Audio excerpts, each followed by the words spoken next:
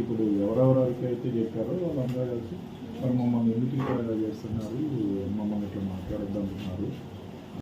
మగడు ఏం సరిగ్గా మాట్లాడలేదు, పూర్తి బాధ్యతలు కూడా నాయే. ఇట్లాంటి పరిస్థితి మాకు వచ్చింది సార్ ఈ రోజున. ఇక అసలు ఏం జరుగుతుందో మాకే అర్థం కావట్లేదు. నేను టాబ్లెట్స్ ఉంటాయి, ఏమైనా హెల్త్ ప్రాబ్లమ్స్ వస్తే వేసుకోవడానికి దగ్గర పెట్టుకుంటా. ఇక నా చేతికి అది దొరికింది కొత్త 1.5 years కావస్తుంది. ఉద్యోగం వచ్చిన సంబంధించి మాకు సంబంధించిన అంటే మాకు గుర్తు చేస్తున్నట్ట సార్.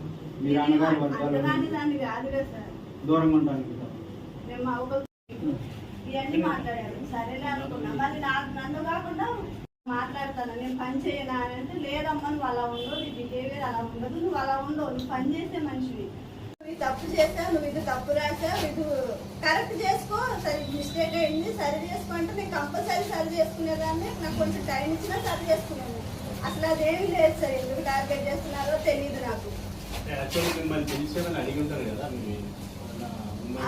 పర్సనల్గా అయినా ఇష్యూ ఏంటిది, అసలు ఎందుకు జరుగుతుంది ఏంటిది అనేది ఈ విషయం ఏదైనా మీకు కొద్దిగా ఇంట్రడక్షన్ అనేది ఇచ్చి ఉంటుంది కదా? లేదు, ఇవ్వలేదు సార్. ఫస్ట్ నా స్థితి